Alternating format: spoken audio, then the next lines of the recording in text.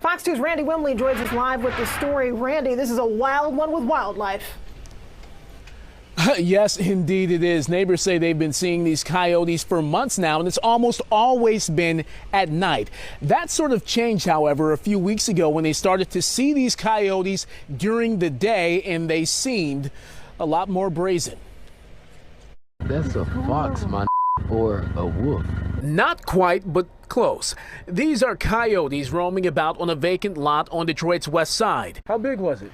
It was about it was like a little bigger than a dog, like a regular pit bull, yeah. And people living here on the 18,200 block of Stout say this wily bunch has them on edge. My kids was out here playing early yesterday, and I noticed one running up, and I thought it was actually a dog at first, but no, it was, it's a coyote. What concerns you most with these coyotes?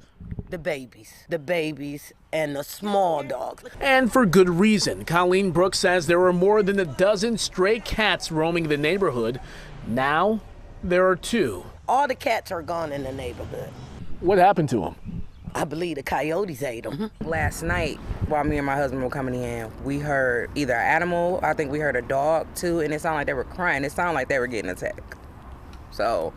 And you think it was the coyotes? Yeah, I'm pretty sure that's what it was. Neighbors called animal control to no avail. The city only deals with dogs, not coyotes. The changes in Detroit with the really nice habitat that's being created with, the vacant lots and vacant homes and things like that, do create additional habitat for coyotes. Holly Vaughn from the DNR says that, along with the fact it's breeding season, makes these daytime coyote sightings more common.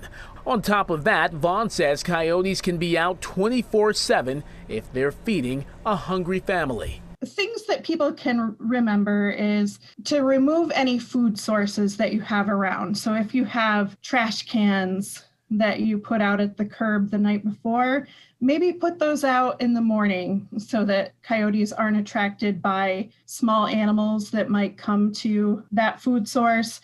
If you feed pets outdoors, remove that pet food source. All right, guys, the DNR also says that if you're walking in an area where you know coyotes are, you would do well to bring a noisemaker, something like rocks in a glass jar or even keys. This may be enough to scare a coyote away and to remind them that humans are to be feared. Guys, back to you.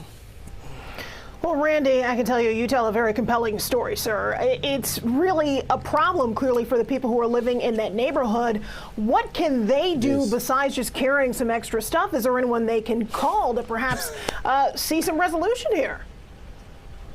Well, they can call, but it's going to cost. One of the neighbors sort of priced out what it would cost to trap the coyotes, and she said the quote that she got back about $1,500.